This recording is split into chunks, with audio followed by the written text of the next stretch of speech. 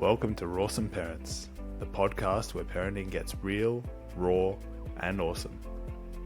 Parenting is messy, magical, and transformational. So whether you're navigating new parenthood, single parenting, co-parenting, or rediscovering yourself after the kids have moved out, you are not alone.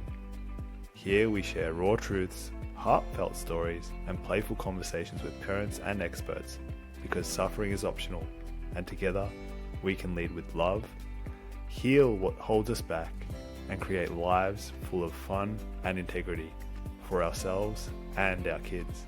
So grab a coffee, hit subscribe, and join us on this wild ride. Let's get raw and awesome.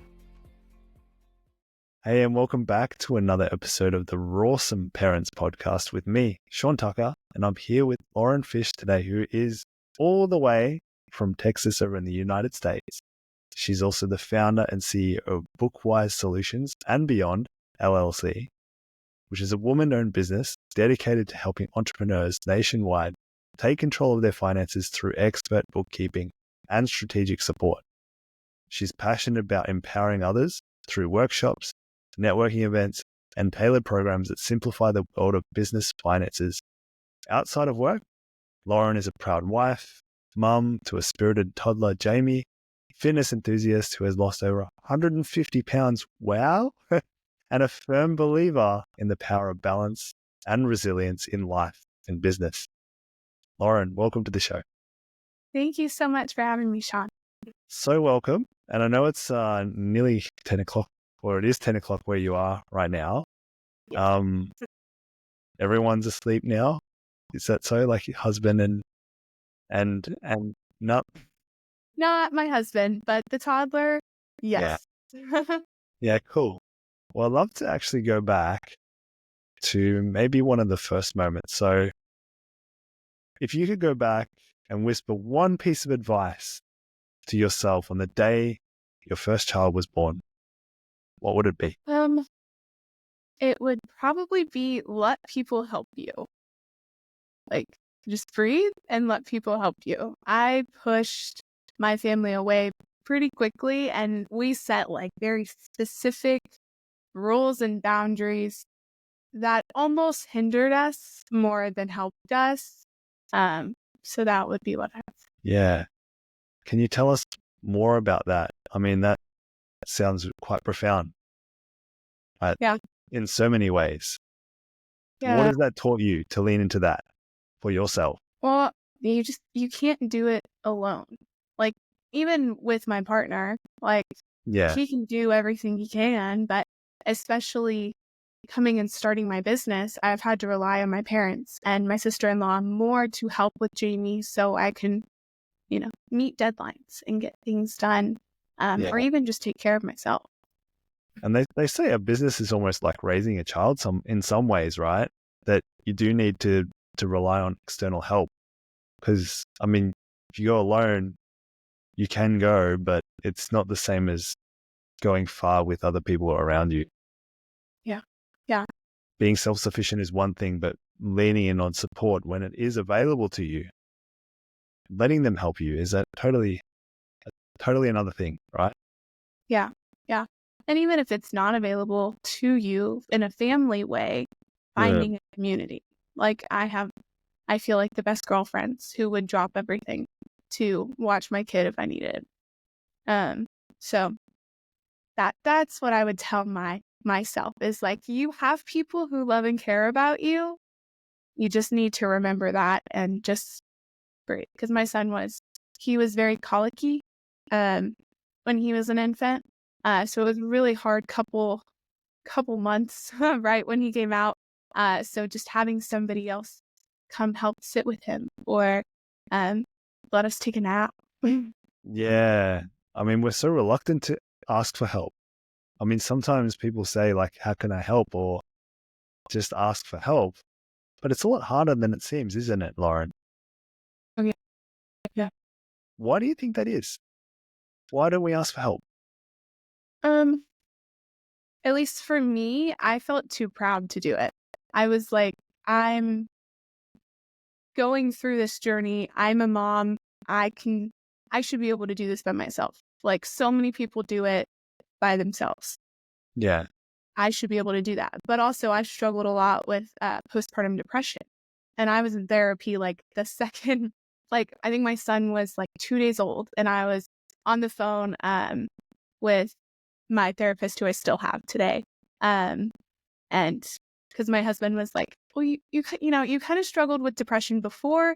I just feel like we really should do something proactive. And that was super beneficial. Just having her to talk through, and she's a mom too. So just being able to be like, this is how I'm feeling. And Yeah. it's not as, I guess, being vulnerable with some people who at least I try and put on like a strong face all the time. So feeling alone is something that I think a lot of people do struggle with. I was watching a video the other day. I don't even know. I know who it came from. It came from my friend who sent it to me, but it was someone famous was saying, we only need 8 minutes, essentially, of talk to someone who cares about us or someone who will listen to us to know that we're not alone anymore. Whatever problem, whatever thing we're going through, if we just have someone on the other end of that phone line, or sometimes it's in message as well, right? Just that mutual understanding that you still belong, you're still supported, you're not alone. Like your mind will continue to tell you that you are. And I think it was, the guy's name's not coming to me, but that's okay. So crucial. Leaning in on that support. Because if you feel like you are alone, and parenting will certainly bring all of those, all of those insecurities, all of those vulnerabilities to the surface, won't it? Well, for sure.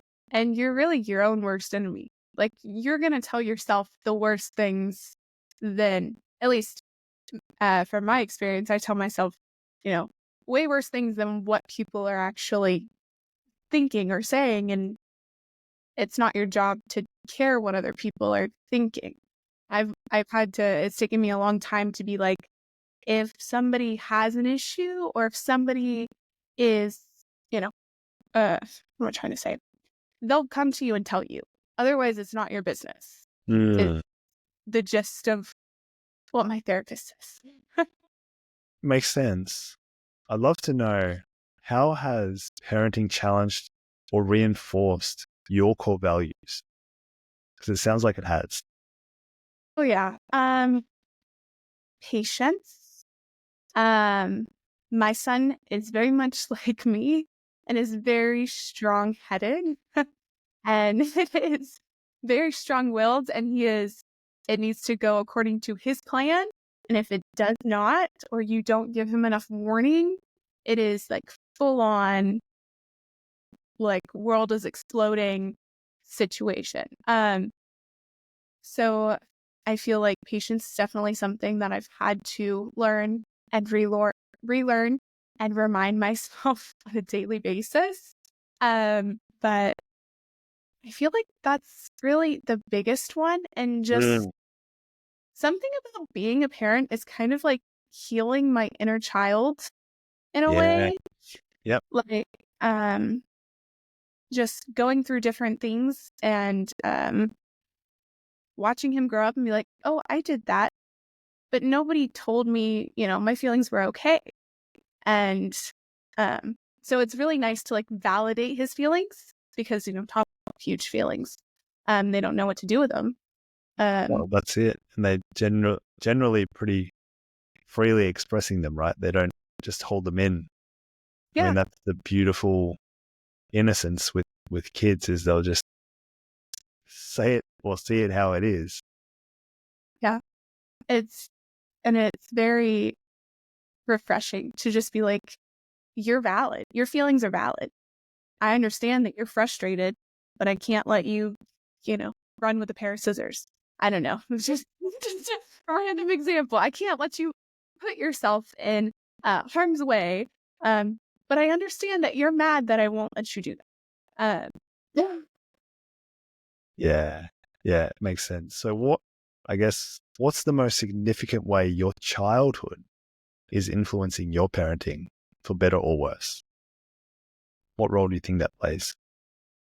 When it comes to my childhood, I've done a lot of work with my therapist because I feel like a lot was put on me as a kid.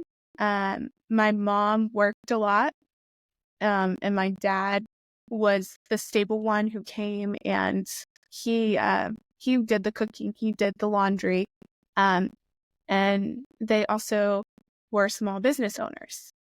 So it was constant. Remind me what your question was, because I went into No, it's okay. So, like, what role of your childhood is now playing, I guess, in the way that you parent for better or worse? Yeah.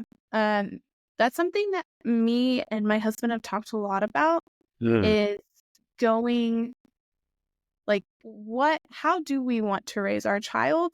Because both of our childhoods were radically different than what we want for our child. We want him to, not that we did not feel loved, but we want him to feel unconditionally loved and be able to come to us for any reason without fear of retaliation, and just be very present, because we both had parents who at times weren't the most present. So I think my childhood influenced it the opposite way. Like, there are some things that I loved from my childhood. I grew up with two great brothers, and my parents did make a lot of sacrifices for us, but it was a lot of work and a lot of kind of running away from feelings, and um, a lot of responsibility put on me as a young child. So that's all things that I don't want him to have, or don't want him to have to handle. Like, he shouldn't have to. Understand. And I know in previous generations and people who are genuinely unaware, they say that, right? That they don't want to pass it on to their kids, but then don't do the facing of the demons or facing the inner work that's required for them not to pass it on. Because it's all well and good to say that I won't, but if you're not doing the work to, I guess, let it go within yourself, if you're holding any kind of remorse or regret, right, then it's still there. It's going to be reflected and projected onto the next generation. Yeah. So I think that's such an important piece that I think now a lot of parents, or at least people that are maybe a little bit tech savvy, or they understand through awareness, and I guess we're pretty fortunate that we have all these tools available to us, but it's not just about having the information, it's then embodying it. Yeah. So learning from that and tapping into that experience to know what really bothered us, because it does shape us, whether it's conscious or not, right? Yeah. And if we want a life for a kid that is different to ours, then we have to work on ourselves to do that. Yeah. And that's something me and my husband work really hard on. We're both in individual therapy, but we also do weekly check-ins where we're like, where did we struggle? Where was something really great that we did parenting wise? Where is something we can improve? And then we do it for our relationship too. Where did I show up great as partner this week? Where did I, kind of fall flat? How are you feeling? And that's also when we talk about our finances too. It almost sounds like reflective parenting, because reflection is a chance for growth. And the best thing I can do for you is to work on myself, right? The best thing you can do for me is to work on yourself, because when we come together that way, it means that we're both better versions of ourselves. Yeah, because that's what we want. We want, we brought a life into this world. It's our responsibility to give him the best versions of ourselves as we can. And, we try as hard as we can, but there's only so much you can do, every day. But the reflection and the holding yourselves accountable to each other and calling each other out on, hey, I also saw that this maybe didn't work well for you this week. That has helped us a lot. Yeah. Do you think there are a lot of parents out there who are actually really conscious of the responsibility it takes to bring a child into the world? Or do you think a lot of them kind of just want to have a child because it's the thing to do? I think it's the thing society tells us to do. So it's not really their want. It's kind of like an expectation that they want it, right? Yeah. And I think a lot of people won't admit that to themselves. And I think Agreed. yeah, I think as soon as you become a parent, you realize, oh man, I have this living being that I'm responsible for in raising, and how he turns out in the world is ultimately up to me and my husband and the environment and education and values we instill in him. Yeah. And that's such a big responsibility. Yeah, especially in the formative years, because I think the number is somewhere in the 20% to the 30% arena of that's how much influence a parent has over their kid these days. There is so much more external influence that, I mean, as a parent, as a first-time parent, it's kind of scary to think about that I only have about 20 to 30% influence on how my kid will turn out. But at the same time, not letting that fear kind of be the core of that message, if that makes sense. It's just trusting, I suppose, and having faith that, I was responsible, or I am responsible. I made a conscious decision to have a child, to make another life, bring another life into the world. And now that life is, yes, my responsibility, but also equally theirs when they're old enough to take that on, if that makes sense. Yeah. And it's, how can I be the best during during the formative years, but also beyond, to make up for, however percentage of influence we get. Yeah, agree. So I'd love to ask another question, and maybe it's something you haven't shared. So what's a parenting moment you're most proud of that you have never shared before? It's hard to pinpoint one. I would say anytime he picks something else up new. Something I really took me by surprise is we sing a lot and we count, and he'll be 2 next month. But 6 months ago we were shopping in Target and he just starts counting out of nowhere. We weren't doing anything. We were just shopping, and he is counting. He got to 15, and I was like, you're not even at this time he was 18 months old. I was like, what is happening? Why are you counting so high? And it just even just random things that's a something that so shocked me. But just even picking up his colors or putting things away when he's done playing. It's just these small little moments, or he'll repeat a word you say, and it's just amazing watching him learn new things. Just grow and be soaking up the environment that he's exposed to. It sounds like. Yeah, that's really, really cool. So maybe another question, kind of leaning in on that a little bit, would be, what's the most unexpected way your child has taught you about yourself? I would say, I know it kind of keeps going back to patience, but that has been, I feel the biggest lesson I've learned from him is just slowing down and trying to understand how he's feeling, what's going on, why are you throwing this huge fit? Even if it just goes back down to the needs of I'm thirsty, I'm hungry, I need cuddles is what we call them, hugs. Just being patient and finding that place in myself. I have never been a patient person. So it is just amazing what this little child can get me to slow down, because I am constantly on the move, constantly doing stuff, and he'll do something in a weird way and I'll just be like, okay, what's up? Let's slow down. Okay, before this turns into a big temper tantrum, like, okay. And that hasn't been me. Yeah. So, Does that mean that, do you feel like you're more empathetic towards yourself, but also others through the whole parenting experience and having to learn patience probably the hard way? oh yeah. Yeah. I was, my parents, their business was they owned preschool centers. So at some point when I was going through college, I was a preschool director. And when people would call out or when people would be like, yeah, my kid's feeling good, or I would just like be like, I don't understand what is wrong with people. Why can't they just show up to work? Why can't?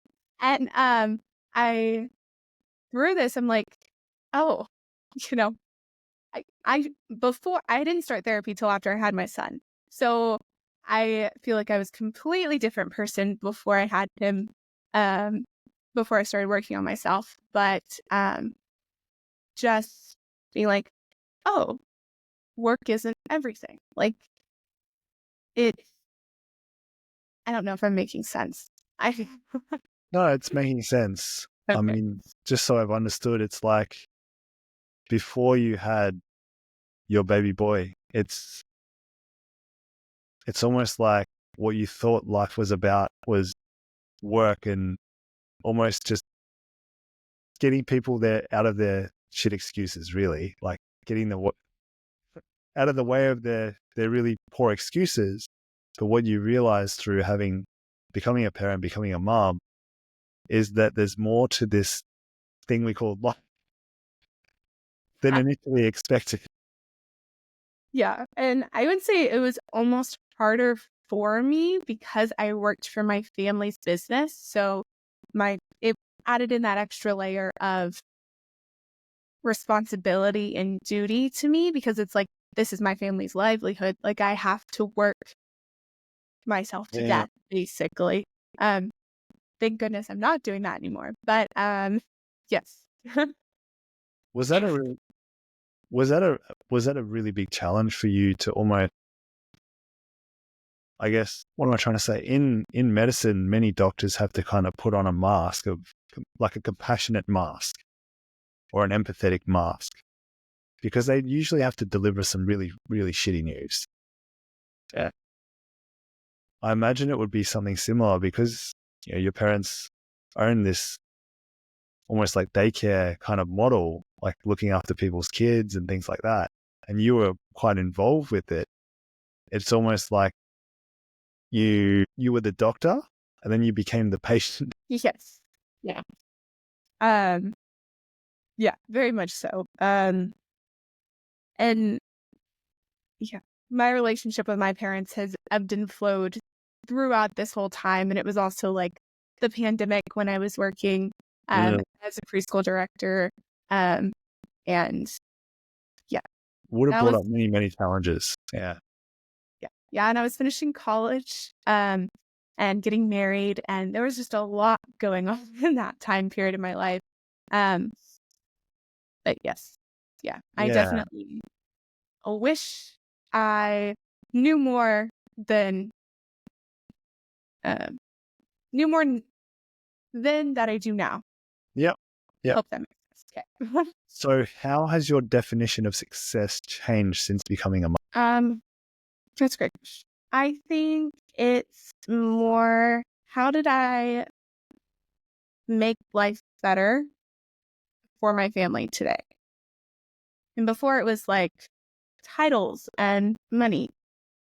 Now it's more like, do I have enough time to spend with my family? Do I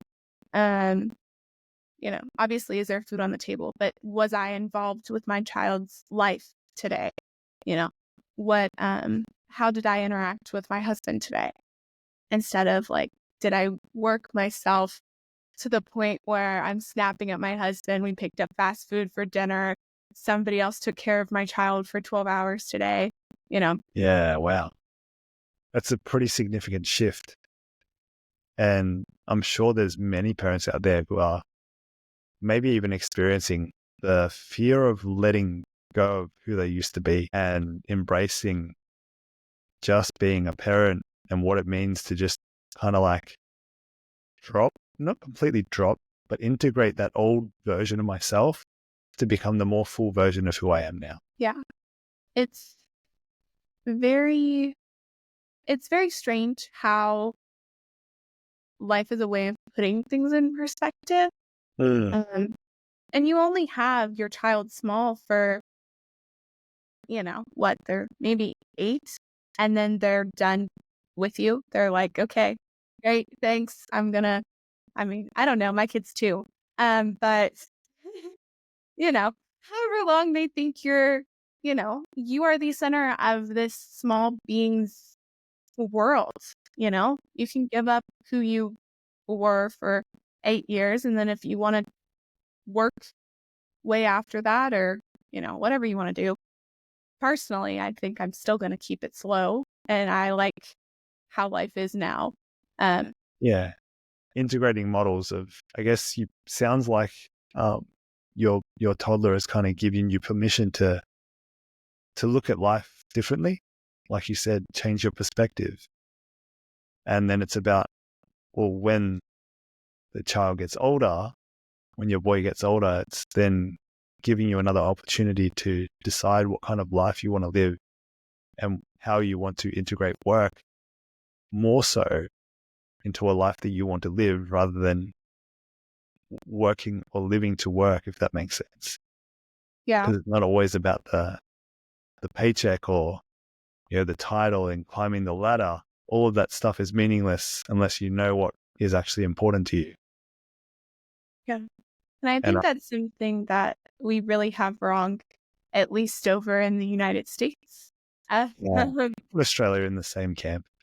Okay. Yeah. So that's something that I've worked really hard with since I started my business was, you are your own boss. You can make your own schedule, carve out time for your child, and be that involved mom that you want to be. Yeah, beautiful. And before we kind of finish up for our podcast episode today, I want to ask another question. And this is probably you sticking true to your guns a little bit, but what's a parenting decision you've made that others might question, but you've stood, and your partner too, or maybe it's with your partner too, you stand firmly behind? We don't want people kissing our child. I don't know if that's other people too, but to us, that's just gross. And we've gotten, we've gotten so many people want to kiss your child. And it's like, blow a kiss, you can do that, or wave. I'll even let you hug him if he tells you it's okay. He runs to his, my parents, Gigi and Papa, and runs and gives them hugs. But yeah, that was something I struggled with my, some of my family members. But me and my husband very much made it very vocal and a very clear boundary. Yeah. Sometimes you got to, right? If it really bothers you, what's the point in letting someone walk over that boundary that you haven't said that just makes you like take on that internal anger or rage or, whatever it is, frustration, to then maybe let it come out at a later date. I think it's better just to, stay true to yourself and stay true to your, your partner as well, and just get the cat out of the bag. Yeah. And that's something that has really come out since we've been parents is boundaries and what are we comfortable with, and who do we want in our kids' life? Like, we do have some family members that don't talk to us the way that we want to be talked to, but this kind of was an opportunity for us to be like, in a way, stand up for ourselves, but also don't let anybody talk bad to you in front of your child, because you're trying to set that's expectation and standard. And I don't want him thinking that it's okay that, my grandmother talks to me in a not polite or respectful way. Yeah. No, it makes a lot of sense. And I feel like it's just a constant test, right? You will continue to test those boundaries, and you being firm is actually the thing that's most required, because life is a firm teacher. So why can't you also be a firm teacher to other people who don't respect, the boundary that you've created, or maybe more of a rule, right? Because if they walk over it, it's not on them to apologize if you haven't made it clear to them that they've broken one of your rules, Yeah. And it's also people who love you and care about you and want to be involved in your kid's life will respect your boundaries, or they'll have a conversation about your boundaries with you. They'll, like we talked about earlier, they'll tell you they have a problem with it, and y'all can talk about it. And, they can see your side and you can see their side, and, have that conversation. Well, maybe that boundary is a little too strict. Maybe, maybe we can loosen it a little bit, or maybe this is what's really making me uncomfortable, so this is why I said that. Yeah. Leads to resolution, right? Yeah. Pretty simple. Yeah. Well, no, that's really, really cool. Thank you for sharing that. And thank you for being my guest today, Lauren. Yeah. Thank you so much for having me. No problem. Lastly, I'd just like to let our audience know how they can best connect with you. So what's the best way to do that? Probably LinkedIn.